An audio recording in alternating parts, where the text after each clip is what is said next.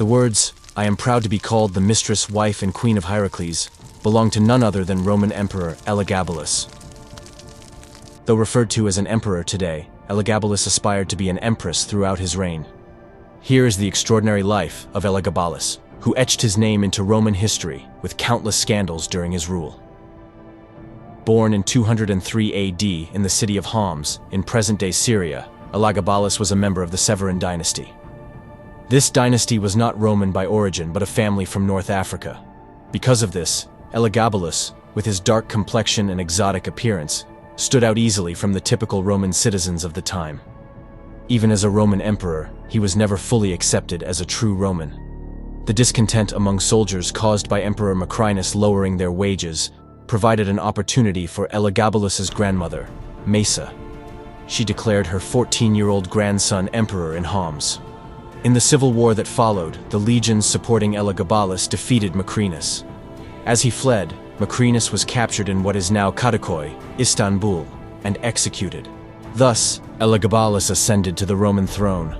However, it would not take long for everyone to discover what kind of ruler he truly was. Even Elagabalus's entry into Rome left the public in shock. He entered the city riding a massive chariot pulled by hundreds of naked women with ropes. While this grand yet unusual spectacle surprised the crowd, the real astonishment came with his lifestyle in Rome.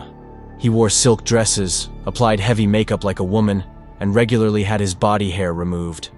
Elagabalus didn't just shock Rome with his appearance, but also caused uproar with his behavior. It was rumored that he chose his palace servants not for their skills but based on the size of their genitals.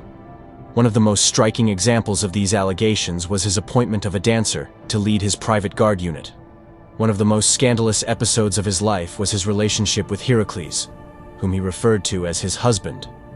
Heracles, a blonde and handsome chariot driver, quickly became one of the most influential figures in the palace. Another of Elagabalus's favorites was Zodicus, an athlete renowned for his robust physique. His relationships with these two men caused widespread outrage in Rome. One of Elagabalus's most notable desires was to become a woman. He summoned Rome's most famous physicians to the palace and demanded a sex change operation. He offered immense wealth to anyone who could fulfill his wish. However, the medical limitations of the time and the audacity of his request made it impossible. Elagabalus didn't only challenge Roman traditions with his personal life, but also with his political decisions.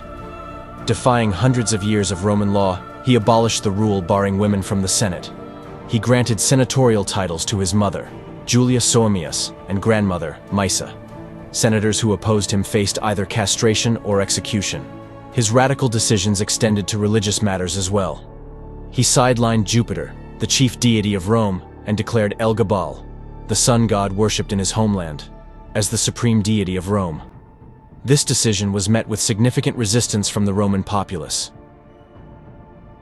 Elagabalus quickly alienated both the people and the army with his private life and governance. Despite having 5 marriages, his union with Aquilia Severa, a Vestal virgin, stood out as particularly scandalous. Vestal virgins were committed to lifelong celibacy as a vow to their deity. Breaking this vow was punishable by being buried alive. However, as the violator was the emperor himself, no one dared to intervene, though public anger and resentment continued to grow. In 222 AD, the Praetorian Guards, unable to tolerate his actions any longer, killed both Elagabalus and his mother. Their bodies were dragged through the streets of Rome and thrown into the Tiber River. Thus ended the life of Elagabalus at just 18 years old, securing his place in history as one of Rome's most controversial and extraordinary rulers.